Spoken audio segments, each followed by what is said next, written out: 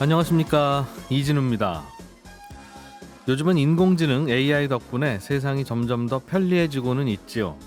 세상이 좋아지고 있습니다 라고 마음 놓고 표현하지 않고 편리해지고는 있습니다 라고 조심스러운 표현을 쓰는 이유는 인공지능 때문에 달라지는 일의 방식에 우리는 어떻게 적응하고 살아야 될지, 또 다음 세대들은 어떤 일을 하고 살아야 될지 걱정할 것도 꽤 많기 때문이기도 합니다.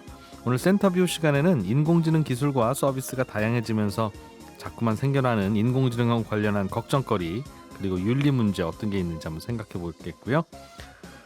동대문 새벽 시장 최근에 가보신 적 있으십니까? 지방에서도 올라와서 소매상들이 발품 팔아가면서 물건을 떼어가던 그런 풍경들 잘 아실 텐데, 요즘은 새벽 도매 시장에 굳이 가지 않고 온라인으로도 언제든지 동대문 시장에 나온 신상을 구경하고 온라인으로 주문할 수 있는 시스템이 또 갖춰져 있다네요. 오늘 블루칩 신기주 시간에는 딜리셔스라고 하는 회사에 대해서 살펴보겠습니다. 손에 잡히는 경제 플러스 광고 듣고 시작합니다. 인공지능 기술이 발전하면서 다양한 윤리 문제들도 하나씩 제기되고 있습니다. 최근에는 돌아가신 분들, 즉 고인들을 부활시키고 산 사람과 경쟁을 하는 그런 문제가 또 있다고 해서요. 오늘은 인공지능의 윤리 문제와 관련해서 AI는 양심이 없다라는 책을 쓰신 서울여대 김명주 교수와 말씀 좀 나눠보겠습니다. 교수님 어서 오십시오. 네, 안녕하세요. 예, 교수님은 우리나라 최초로 인공지능의 윤리 가이드라인을 만드셨다고 들었습니다. 네, 2018년도에 음, 만들었었습니다. 인공지능 야단치는 분이군요, 주로. 야단친다기보다는 좀 바르게 가자. 대개는 야단치는 분 입장에서는 그게 그런 뜻이고, 네, 사업하시는 분들이 싫어합니다. 그래서. 네, 네, 야단 맞는 입장에서는 그냥 야단치는 분. 네, 네. 이게 무슨 뜻입니까? 돌아가신 분을 부활시킨다는 게? 아마 다른 채널에서 한번 보셨을 텐데 한 2년 전에 거북이라는 혼성 그룹 중에 멤버가 네. 그 터틀맨이라는 분이 돌아가셨었거든요. 8년 전에. 근데 AI로 해서 그분을 다시 부활시켜서 생전의 모습을. 네, 예. 그래서 이제 공연을 같이 했죠. 원래 이제 여성 멤버 두 사람이랑 같이 그 3인조로 이제 3D 홀로그램으로 해서 부활해서 노래를 같이 부른 적이 있고요. 또 아마 또 가수 김광석 씨 네. 돌아가신 지가 오래됐는데 그분도 역시 AI로 부활해서 노래를 부른 적이 있고. 홀로그램으로. 네, 이제 마찬가지입니다. 그리고 또 하나는 이제 외국에서도 많이 있는데 그 살바도르 달리 초현실주의 화가 네. 이분도 돌아가신 지 30년 만에 이제 달리 뮤지엄에 이제 요 키오스크 안에 3D로 이제 부활이 돼서 관객들이랑 셀카도 찍고 여러 가지 대화도 직접적인 실시간 대화를 하고 하는 부분들 서비스하고 있습니다. 실제로 홀로그램일 수도 있고, 네, 홀로그램일 수도 밀랍 있고, 인형도 네, 마찬가지겠고요. 인형도 되고 뭐 그래픽 이미지도 되고요. 그런데 그 안에서 인공지능 기술은 어떻게 쓰였길래 인공지능이 혼납니까? 그 상황에서? 이제 뭐 혼난다기보다는 뭐 기술하시는 분들은 최선을 다해서 새로운 걸 도입을 하신 건데 이제 주로 가수 같으면 네. 음성이죠. 음성을 그대로 복구하고 그다음에 그분의 노래 부르시는 분의 표정과 몸짓과 뭐 아까 이제 춤을 추는 경우 같으면 춤을 추는 모습까지 예. 그대로 재현을 하는 건데 그 과정에서 인공지능 기술이 쓰이나 봐요. 네, 이제 중요한 부분이 뭐냐면 이분들이 돌아가시기 전에 불렀던 곡이 아니에요. 아, 새로운 곡을 네, 어, 네, 네. 그러니까 이전에도 보면 마이클 잭슨이라든지 뭐 휘트니 휴스턴 같은 경우도 돌아가신 다음에 3D로 이제 가공 처리해서 라이브 무대를 선 적이 있거든요. 예. 근데 이제 최근에 나와 있는 그 AI가 디지털로 부활시켰다는 의미는 이제 그분들의 원래 주업이 가수 같으면 이제 노래가 콘텐츠잖아요. 네. 그거를 이제 아까 이제 그 거북이 같은 경우는 이태원 클래스의 주제곡 을 불렀고요. 네. 네, 그리고 아까 이제 김광석 씨 같은 경우는 이번이 96년에 돌아가셨는데 실제로는 그 나중에 나왔죠. 나중에 나온 그 김범수의 보고 싶다 이게 2002년 곡이거든요. 그걸 부르셨던 거죠. 김광석 씨의 목소리로. 네. 그걸 재현할 수 있나 네, 보군요. 그래서 그분이 이제 살아서 새로운 노래를 부른 거와 똑같이 느껴지는 일반인들이 볼 얼핏 때는. 들어본 것 같아요. 그 당시에 이 조각조각의 목소리를 모을 수도 있고, 네. 아니면 그걸 계속 주입시키면 실제로 목소리를 재현할 수 있기도 하고 네, 그랬다고 그러니까 들었어요. 뭐 이전에 불렀던 목소리를 퍼즐처럼 맞추기보다는 네. 아예 이전에 불렀던 목소리 소리나 동영상을 학습을 해서 새로운 곡을 주면 그걸 풀로 이렇게 다 연주를 이제 발성을 하는 거죠. 표정까지. 기술적으로는 어려울 것 같지도 않고, 네. 요즘엔 하도 그런 게 많으니까 신기하지는 않은데, 네. 왜 문제라고 하실까 하는 생각은 듭니다. 이게 이제 보시면은 김광석 씨도 그렇고 아까 거북이도 그렇고 아직 팬클럽이 있습니다. 네. 그러니까 살아계신 아직도 팬덤이 있고요. 그리고 그분들은 이제 가수로서 이렇게 필터링이 되신 분들이잖아요. 실력이라든지 예. 그분들이 이제 새로운 콘텐츠를 가지고 나왔을 때 뭐 예를 들면 이런 생각을 하면 우리나라 국민들이 하루에 들을 수 있는 음악 듣는 시간이 몇 분일까를 계산하면 결국은 이제 파일을 나눠 갖는 건데 이제 이렇게 팬덤도 있고 실력도 검증되고 또 그분들이 또 팬들이 경제적인 능력도 있으신 나이세요. 그러니까 그렇겠죠? 이제 예, 새로운 노래를 할 경우에 이제 신인 가수들, 연습생들한테는 결국은 이제는 돌아가신 분하고 돌아가신 가수하고도 경쟁을 해야 되네라는 네. 이제 상황이 벌어지는 거죠. 그런 의견. 네, 사이버 가수라는 것도 아예 처음부터 만들기도 하잖아요. 그렇죠. 네, 그러니 세상에 존재하지 않았던 그러나 이상적인 외모를 갖춘 네, 그런 걸 만드는 거하고 네, 과거에 인기 있었던 어떤 분의 모습을 흡사하게 만든 거하고 네. 무슨 차이가 있나 싶은데 말씀하신 대로 이제 옛날에 유명했던 콘텐츠가- 분은 뭔가 네, 네. 근데 기득권이 있으신 팬덤을 거죠. 가져가는 기득권이 있다는 뜻이군요. 네, 영화에서도 보면 이제 그 제임스 딘 같은 경우는 아주 짧은 나이 이 영화하고 이제 돌아가셨잖아요. 근데 네. 그분을 최근에 다시 AI로 부활시켜서 영화를 만들고 있습니다. 파인딩 잭이라고 그래서 이제 베트남 전쟁을 토대로 한 건데 그 주연을 빼고 나머지는 다 실제 배우들이고요. 네. 주연만 AI로 해서 이제 여러 가지 스크립트를 줘서 만들어서 하니까 예. 우리 그 크리스 에반스 네. 캡틴 아메리카 했던 그분이 이제 대표적으로 반발을 했죠. 죽은 사람 데리고 장난치지 마라. 고인을 욕되게 하지 말라. 뭐 이렇게 이제 반발을 했죠. 근데 이 면에서 보면 결국 밥그릇 싸움이네. 그럴 수도 있겠네요. 네, 네, 네. 표현은 뭘로 하든 간에. 네네. 그런데 그 감독이 하신 말이 좀 치명적인 이제 영향이 있는 게 예. 왜 너희 세대만 제임스 딘을 볼 권한이 있느냐. 지금 세대도 볼 수 있는 권한이 있어야 된다. 우리는 그 역할을 할 거다. 이야기를 한 거죠. 야, 네. 한 번도 없었던 일이 벌어지니까 정말 다양한 토론이 생기네요. 네, 그렇습니다. 그러니까 말씀하신 대로 그게 뭔가 좀 반칙이다. 네. 내지는 그것까지는 안 되지 하는 의견도 있을 수 있을 것 같고 네. 그게 뭐 어쩌단 말이냐 이게 네. 새로운 기술이지 네. 라고 하는 의견도 팽팽하게 맞서는 것 같은데. 네, 이럴 수가 있습니다. 그러니까 뭐 우리가 청초한 여배우의 대명사 오드리 헵번, 네. 비비안 예. 옛날 분들인데 이분들을 AI로 부활시켜서 포르노 영화에 출연을 시킨다고 하면 그 팬들이나 그 후손들이 가만히 있지 않겠죠. 잠깐만요. 그러고 보니까 제임스 딘을 부활시키든 네. 김광석 씨를 부활시키든 네. 말씀하신 오드리 헵번을 부활시키든 네. 그거에 대한 권리 내지는 이분에 대해서 이런 노래를 부르는 걸로 하면 괜찮겠습니까 할 때 네. 괜찮습니다, 안 됩니다를 판단하는 분이 누굽니까? 그게 어렵습니다. 원래 지금 우리나라도 그렇고 일반적으로 법은 살아있는 사람을 대상으로 하고요. 예. 뭐 형사 사건도 당사자가 죽으면 사건이 클로즈가 되잖아요. 그나마 돌아가신 분에 관한 권한은 이제 유언장 뭐 이 정도에서 있기 때문에 이제 돌아가신 다음에 그분의 프라이버시나 명예훼손 보통 이제 사후 명예훼손 뭐 이렇게 이야기하거든요. 사후 프라이버시 문제는 그렇게 세지 않고요. 주로 이제 유족이 있으면 유가족이 있으면 후손들이 대항을 할 거예요. 근데 이제 시간이 오래됐거나 아니면 유족들도 뭐 그걸 주장할 수 있는 권한이 없는 이제 단계까지 흘러가게 되면은 네. 주로 이제 많이 하는 게 보통 이제 공익소송이라고 하거든요. 그러니까 사회 통념상 예를 들어서 이수신 장군을 어느 영화에 출연시켰는데 마치 네. 일본의 장수로 출연을 시켰다. 네. 그러면 이제 누가 이걸 주장을 못하지만 사회 통념상 이제 공익소송을 해서 그걸 못하게 한다든지 그런 게 있는데 이 공익소송이라는 게 말이 그렇지 주체가 강하지 않아요. 그렇겠죠. 네, 그러다 보니까 이제 경제적 이득이나 아니 일종의 이제 노이즈 마케팅에 휘말리면 결국은 흐지부지 되는 거죠.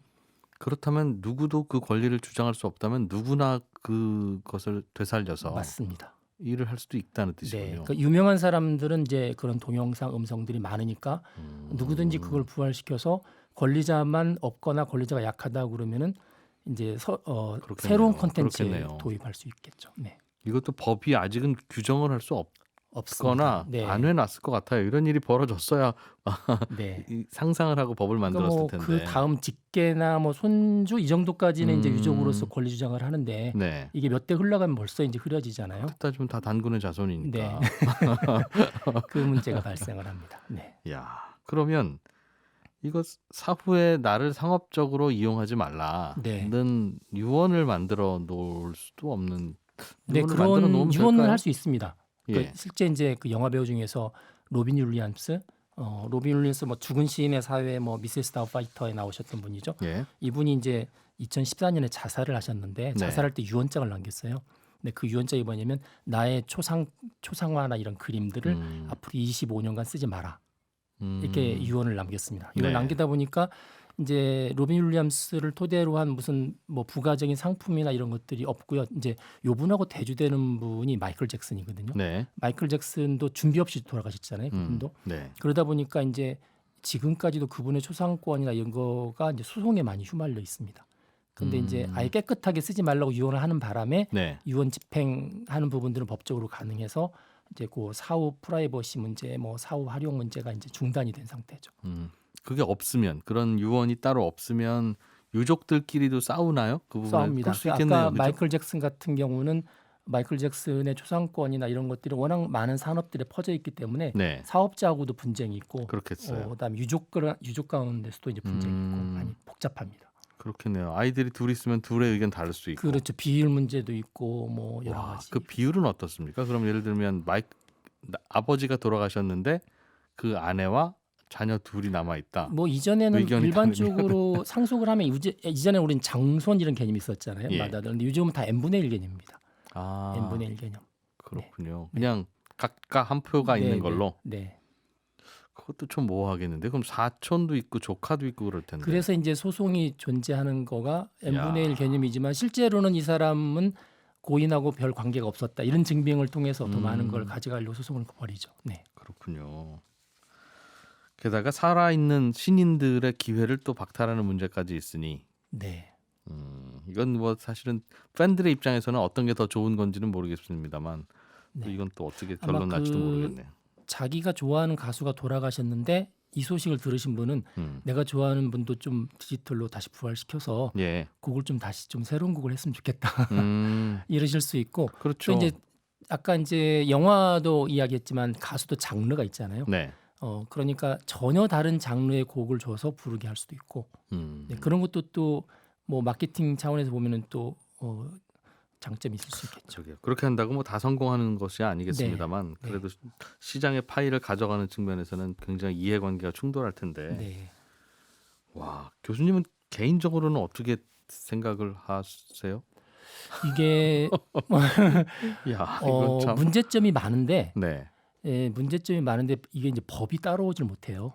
현상을. 예. 그러니까 이게 기술 발전 속도가 너무 빠르니까 따라오지 못하지만 분명히 그러니까 짚고 넘어가야 되는 문제라는 생각을 하거든요. 그리고 이게 다 바람직하다고 생각하지 않습니다. 사실 이제 아까 표현만 따지면 살아있는 자가 죽은 자와 경쟁하는 시대가 온다. 이게 살아있는 사람들한테는 굉장히 부담스럽잖아요. 부담스러울 수 있죠. 네, 부담스럽고 그리고 이제 죽은 자와 경쟁한다 그럴 때 이 돌아가신 분이 그러면 다시 돌아가시는 게 있느냐?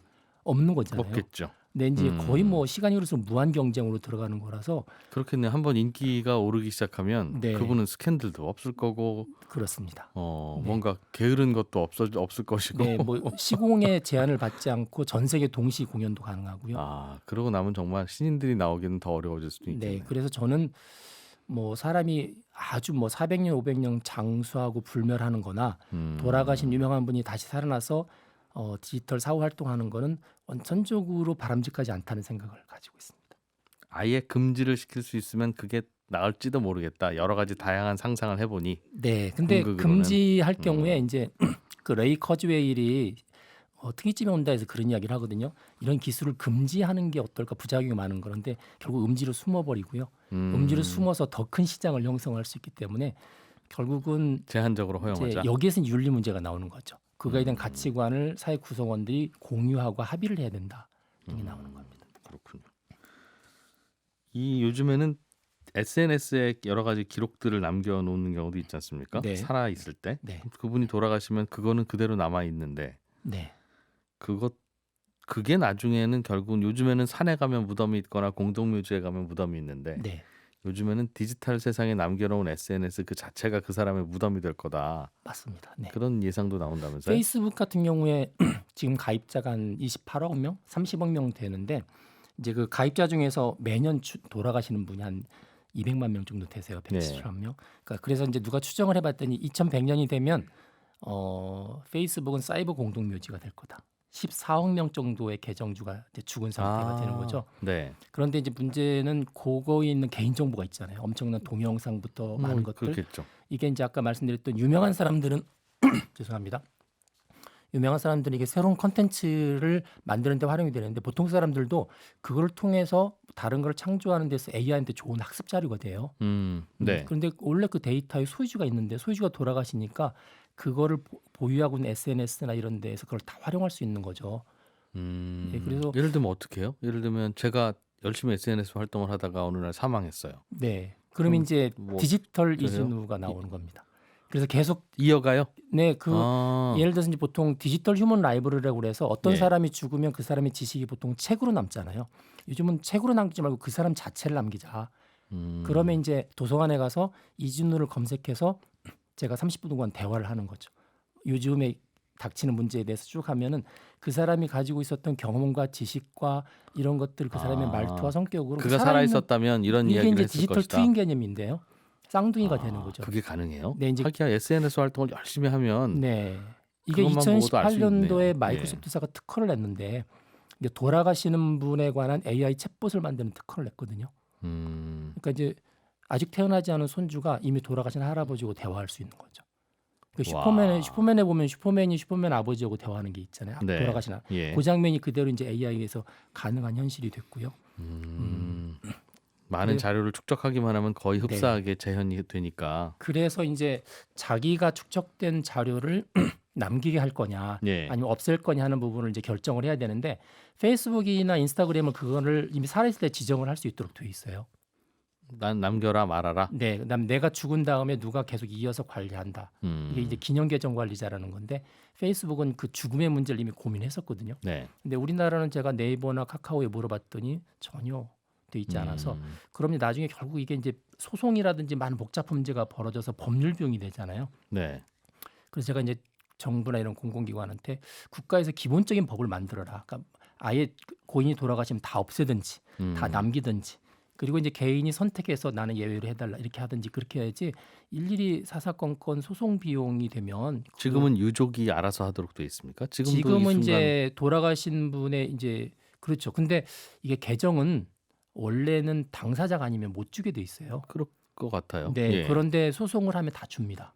이게 지금은 예. 유족이 알아서 해라. 미국도 마찬가지고 미국도 못 주게 돼 있는데 뭐 아프가니스탄에서 전사했던 아들의 계정을 달라 소송을 했더니 또 다 내주거든요. 비밀번호나 이런 네네, 전부 접근 다 줍니다. 방법을. 그럼 다 가져갈 수 있는 거죠. 그러면 거기에 무슨 추모 공간을 만들든 AI로 다시 부활시키든 네, 부활시키든 뭐 거기에 이제 숨겨져 있는 디지털 자산들을 유족이 가족들이 알아서 하는 거예요? 활용하든 이렇게 하는 거죠. 와. 그럼 트럼프 대통령도 혹시 어떤 일이 생기면 그 유족이 다시 트위터를 시작하고 그럴 수도 네, 있다는 실제로 뜻인데. 미국에서 어떤 소송권 있으면 남편이 죽었는데 예. 아내가 변호사를 통해서 남편의 이메일 계정 정보를 얻었어요. 예. 뒤져보니까 이분이 살아계실 때 바람을 폈네요. 예. 그래서 이제 그것 때문에 다시 소송을 걸어서 유산의 일부를 더 많이 받았던 사건이 있거든요. 아하. 예. 네, 네. 그래서 이제 어떤 개인이 죽은 다음에 내가 가지고 있던 그러니까 디지털 정보나 프라이버시 정보를 아무리 가족이라도 오픈하는 건 아니다. 이게 이제 일반적인 상례인데 그렇기도 하고 사망한 그 분이 반론권도 행사를 못했을 텐데. 네, 그런데 돌아가시고 나서 그분의 정보들이 각각의 계정에 다 공개돼 있잖아요. 상당히 많은 동영상부터 시작해서 그렇겠죠. 글들. 예. 그러니까 그걸 다 어디 있었는지 점검하기도 힘들지만 이제 계정주인 회사들은 다 가지고 있는 상태이기 때문에 네.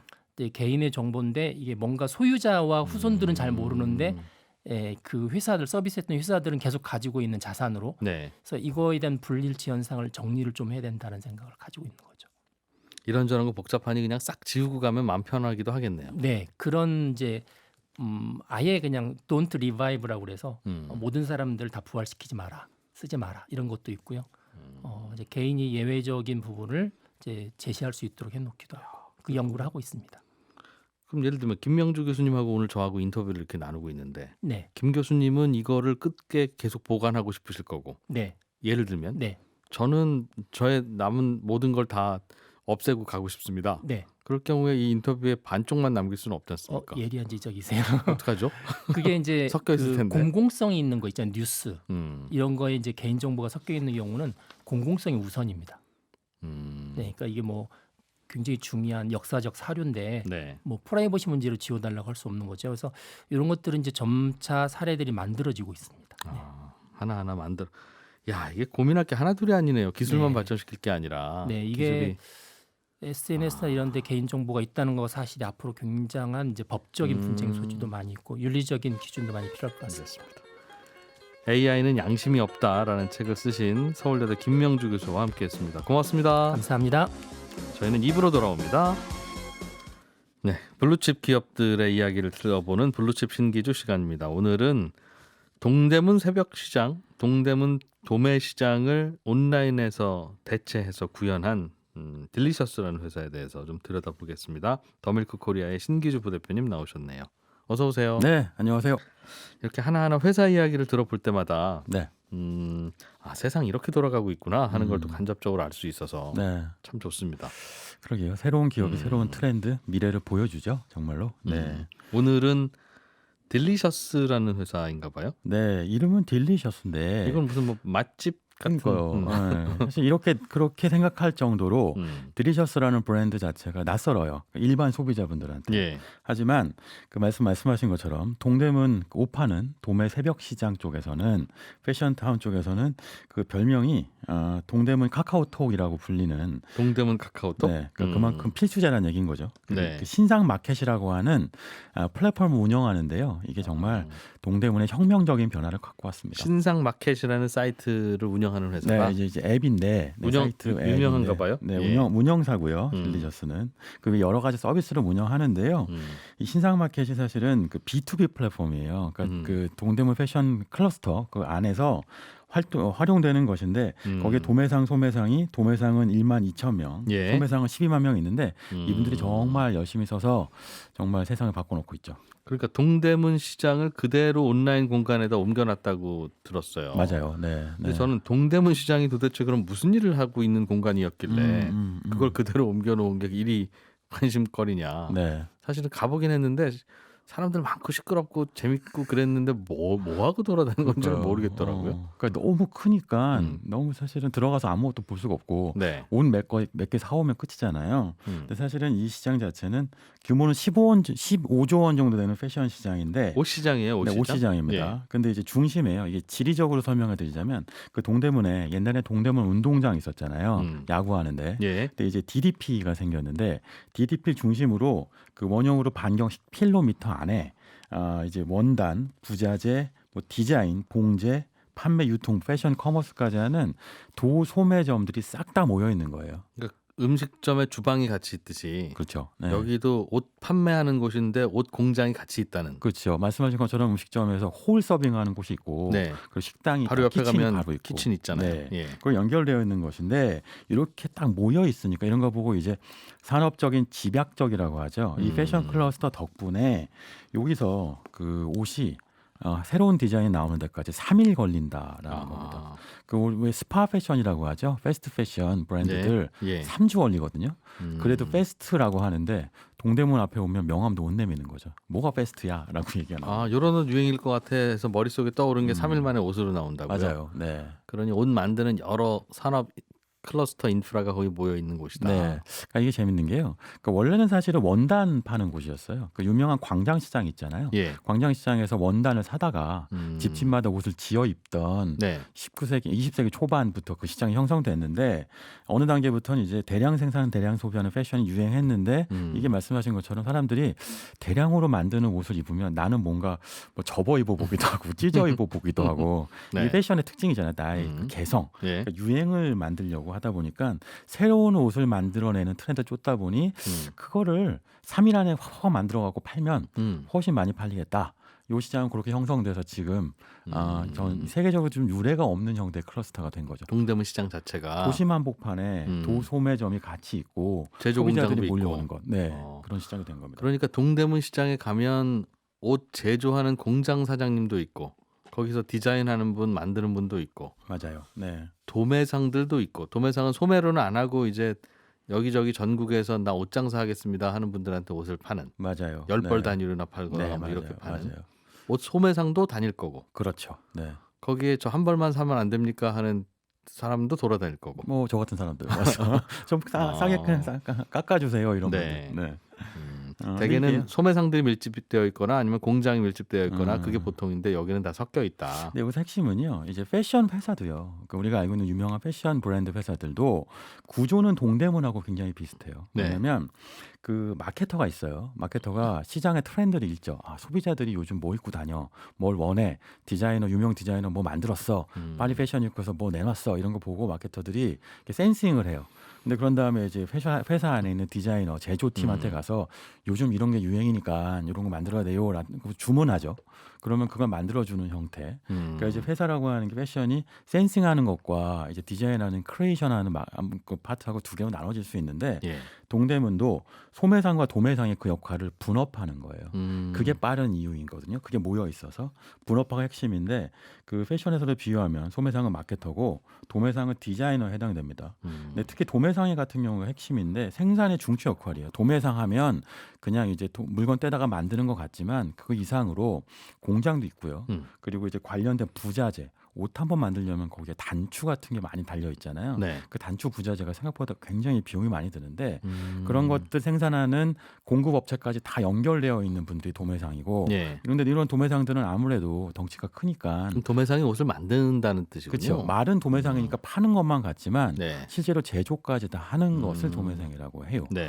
근데 이제 소매상은 무슨 역할을 하느냐? 이 도매상한테 가서 소비자 손님들이 우리 동네 왔는데 이런 옷을 원하더라. 그러니까 이런 거 만들어 주세요라고 하던가. 주문도 하고. 네, 주문도 하던가. 예. 아니면 도매상들이 이렇게 쭉 만든 옷들을 보여주면 그 옷을 중에서 주문을 해요. 네. 그러면 도매상도 요런 게 유행이구나 해서 그거를 10번 만들 걸 100번 만들 수도 있고 1000번 만들 수도 있고. 네. 그러면 훨씬 돈을 많이 벌겠죠. 근데 이게 예전에는 다 발품을 팔아서 한 거예요.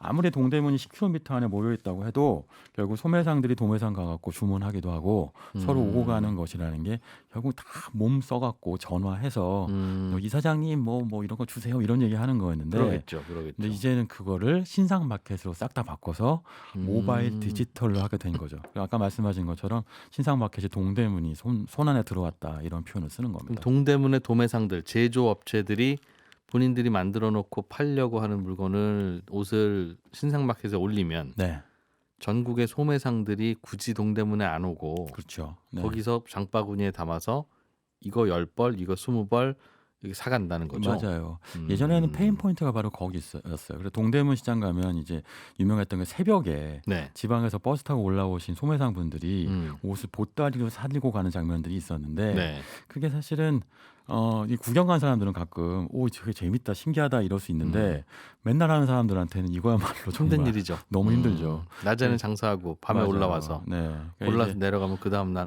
언제 주무셔? 워라벨이 없는 거죠. 그러니까 월화수목 금이었는데 네. 이제 신상 마켓 덕분에 손으로만 다 모바일로 할 수 있게 되었으니 눈으로 볼 수 있고 네. 그래서 직접 동대문까지 올라올 필요도 없고 신상의 트렌드를 한 번에 볼 수 있게 된 거예요. 이게 혁신적인 변화인 겁니다. 이걸 한 회사가 펠리셔스인 거고요. 이렇게 모아놨다. 네. 뭐 간단하기는 하겠는데 만들기는 쉽지는 않았겠네요. 이게요. 이게 참 기발한 발상이 하나 있어요. 여기에 그 동대문의 신상마켓에 입점돼 있는 도매상들이 12,000 도매상 있습니다. 예. 이게 전체 동대문 도매상의 80%라고 하고요. 그리고 동대문 소매상들이 12만 명이라고 하는데 서로 연결해 주는데 말씀드린 것처럼 이른바 정보 비대칭성을 해결해 줬죠. 서로 연결되고 싶은데 서로 뭐가 있는지 모르나서 발품 팔던 거를 선언의 디지털을 설명해 준 부분이 있는데 여기 하나가 더 있어요. 이게 비범한 부분인데 지금 말씀해 주신 것처럼 쉽지 않은 게 동대문 그 도매 패션 타운 분들은 기본적으로 보수적이고 폐쇄적이에요. 그 안에서 이렇게 장사를 하니까 그러니까 뭔가 새롭고 좋은 걸 갖다 줘도 낯설어하기도 하고 네. 좀 의심하기도 하고 불편하기도 한 거예요. 그런데 이 딜리셔스 회사가 처음에 이 분들한테 새롭게 좋은 거를 제공해주는 방법으로 뭘 썼냐면 전단지를 돌렸어요. 그래갖고 전단지에 매일 나오는 신상 확인하러 자주 가기 너무 힘드셨죠. 힘들었다는 거 짚어주면서 네. 그러면서 뭔가 해결해주겠다는 얘기를 했는데 사실 보통 이런 업계, 그러니까 이른바 아날로그 오프라인 업계를 혁신하기 위해서 제일 먼저 해야 되는 게 눈높이를 맞춰야 되는 거거든요. 그거에서 실수를 많이 하는데 우리가 디지털로 혁신해 줄게요. 따라와요라고 하면 니네 누구니 저리 가. 라고 하는 거. 하던 게 편해. 맞아요. 하던 게 편해. 네, 사람이라는 게 원래 그렇잖아요. 변화가 불편하니까. 하던 게 편하죠. 근데 누구나. 그러면 그 다음 단계는 뭐 좀 이렇게 좋은 건데 왜 못 알아들으세요라고 하면 그럼 저리 가 싫어 뭐 이렇게 되는 거. 그러니까 이 벽이 한번 생기면 혁신이 아무리 좋은 걸 갖다 줘도 변화를 못 시키는데. 그러니까 소매상들이 일단 여기로 와야 되고. 그렇죠. 여기로 오게 네. 하려면 도매상들이 여기로 물건을 올려놔야 맞아요. 되는데 네. 그거 안 해주면 아무리 좋은 거도 작동이 안 되는 거예요. 누가 먼저 오느냐가 문제네요. 소매상들은 올려놓으면 얼마나 팔리는데. 그렇죠. 처음에는 그리고 뭐 하는 건데 뭐 이런 거. 소매상들은 네. 가봤더니 아무것도 없대. 뭐 그것도 네, 나오고. 맞아요. 네. 근데 이렇게 이 딜리셔스의 신상 마켓 같은 서비스를 처음 착안했던 거는 다른 데도 많이 있었어요. 그런데 이 비범하게도 그 눈높이 맞추는 걸로 도매상과 소매상을 설득해서 처음 시도해보게 만들면서 입소문 나게 만든 거죠. 해봤더니 변하대 뭐 이런 거. 그러다 보니까 이 시장이 커져서 예. 이제 설득을 하게 됐는데 이때 딜리셔스가 푼 전단지 숫자가 1만 장에 넘어간대요. 그러니까 지방에서 오시는 분들 다 일일이 네, 해서 힘들게 오지 마시고 네. 여기를 한번 와보세요. 한 장 한 장 다 접속하세요. 지워주면서 연결해 주세요. 써봐 주세요. 써보면 편해요. 이렇게 설득해낸 거죠. 이게 사실 그걸 이제 보통 O2O라고 하는데 세상에 그게 그렇게 힘들다고 하더군요. 그 배달의 민족이나 뭐 혹은 뭐 맛집 요기요 네, 네, 이런 네. 것도 처음에는 맞아요. 음식점 하는 분들한테는 메뉴를 올리라고 해야 되고 또 소비자들한테는 그거를 거기로 오라고 해야 되고 그러니까 부동산 소개하는 것도 마찬가지고. 김봉진 대표 배달의 민족 말씀하셨지만 역시 전단지 돌렸잖아요. 네. 그러니까 오토 서비스 핵심은 처음에 뭐 디지털 스타트업 혁신해서 앉아갖고 코딩만 하나 보다 하고 갔다가 봤더니 길바닥에서 장도배기처럼 돌아야 하는 거예요. 그걸 해낸 회사들이 유니콘이 되는 건데 딜리셔스도 그런 케이스였죠. 근데 거기다가 이제 하나 더 편한 게 저기 문서로 작업하는 거, 영수증 같은 거 있잖아요. 네. 거기 보면 그 전단지 풀려준 영수증하고 견적서 보내고 이런 것도 싹 다 디지털로 해서 오고 가니까 나중에 전화할 필요가 없어지는 거죠. 스위치만 딱딱 누르면 버튼만 누르면 되니까. 자동으로 네. 다 세금 계산서 발행되고 맞아요. 하니까. 네, 영수증까지 발행하고 세금 계산까지 해주니까 그러니까 이제 완전히 인기를 끌어서 이게 바로 동대문 카카오톡이 된 겁니다. 원래 이 시장을 얼핏 그 얘기를 들어보면 이런 거 나오기 전에도 지방에 있는 분들은 매주 올라와서 이 사기가 어려우니까 네. 뭐라고 하죠? 그 동대문 시장을 돌아다니면서 이런 거 새로 나왔어요 하고 사진을 찍어서 보내주면 부산에 있는 예를 들면 옷가게 하시는 분은 3번 요 티셔츠 예쁘네 요걸로 한 20장 갖다 주세요 하면 이거 사다가 버스에다 실어주는 그 무슨 삼촌이라고 부르던데 그 사입 업계에서는. 삼촌. 네, 사입 삼촌. 맞아요. 네. 그 사입 삼촌이 여전히 있는데, 네. 네. 근데 그거를 디지털화 시켜 놓은 거라고 할 수 있죠. 그러니까 사실 그 이전에도 시장의 수요와 니즈는 분명히 존재했던 거예요. 네. 그렇군요.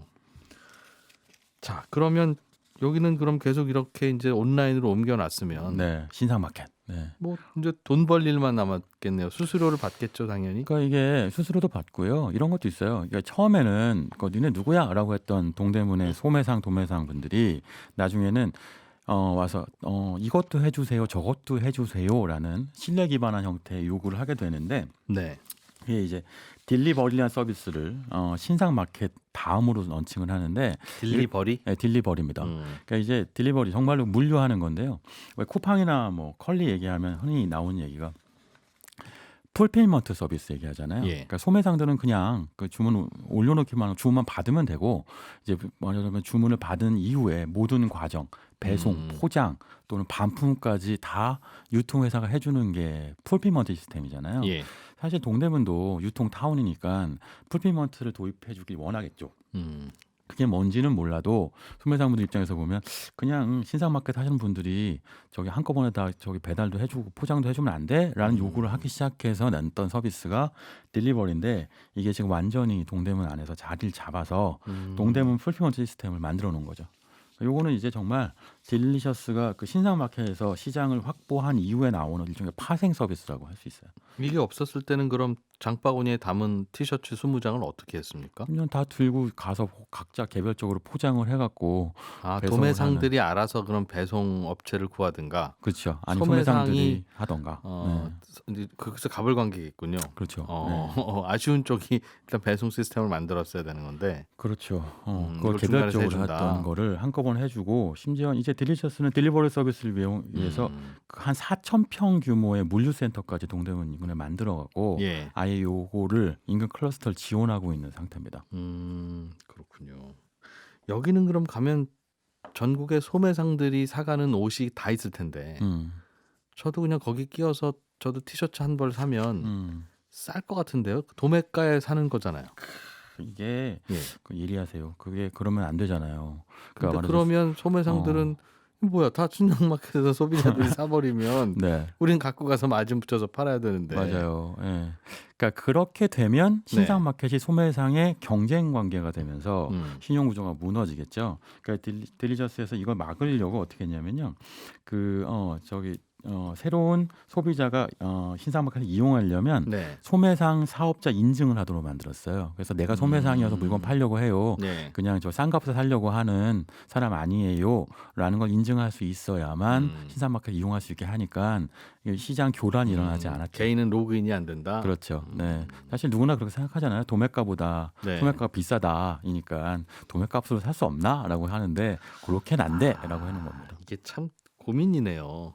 이거 중간에 소매상 없애는 게 물류 혁신이고 판매 혁신이잖아요. 원래 인터넷 쇼핑이라는 게 그래서 중간에 제조업자와 중간 유통업자가 많았는데 중간 유통업자 다 떼고 네. 그거 다 아마존이 해줄게. 네. 제조업체와 소매 소비자를 바로 연결시키는 게 인터넷 쇼핑인데 네.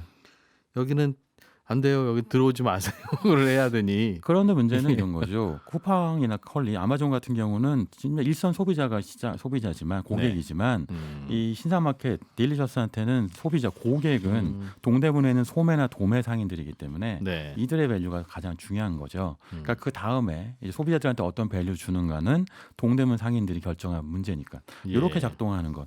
요즘은요 소비자들한테 직접 가치 주는 것도 중요한데 중간 B2B에 있는 중간 유통업자들한테 밸류 나눠주는 기업들이 훨씬 각광을 받고 있는 시대이기도 해요. 그래요. 이제는 동대문에 이 도매상 하는 분들도 다 알았으니까 네. 제가 이제 신상마켓 2를 만든 이진우라고 합니다.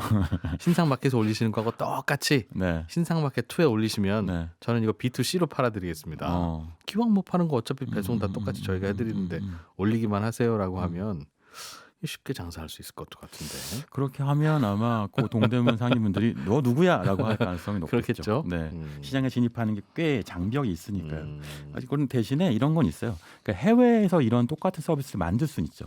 그러니까 이진우 사장님이 그 도쿄나 미국에 네. 가서 거긴 그런 동대문이 없으니까 네. 그걸 만들 수 있어요. 그래갖고 동대문에 있는 도매상들한테 일본에 있는 소매상들을 연결해줘서 옷을 만들어갖고 보내는 서비스는 할 수 있죠. 한국 동대문 시장에 굳이 안 오셔도 네. 일본의 옷가게 사장님도 받을 수 있다. 일본은 그 동대문 같은 패션 클러스터가 없거든요. 도소매상이 모여있는 형태의 클러스터가 없으니까 그걸 연결하면 더 큰 마켓을 만들 수 있죠. 요거는 할 수 있어요. 그런 식으로도 확장이 네. 되군요. 그런데 신상 마켓 딜리셔스가 이걸 하고 있더군요. 네. 온라인 오프라인이 다 살아남아야 되니까 참 복잡한 비즈니스가 생기네요. 더밀크 코리아의 신기주 부대표였습니다. 고맙습니다. 네, 감사합니다. 예, 손에 잡히는 경제 플러스 오늘 여기서 마무리하고 저는 내일 아침 8시 30분에 손에 잡히는 경제에서 또 인사드리죠. 이진우였습니다. 고맙습니다. 더 깊고 더 재미있는 경제 이야기 이진우의 손에 잡히는 경제 플러스.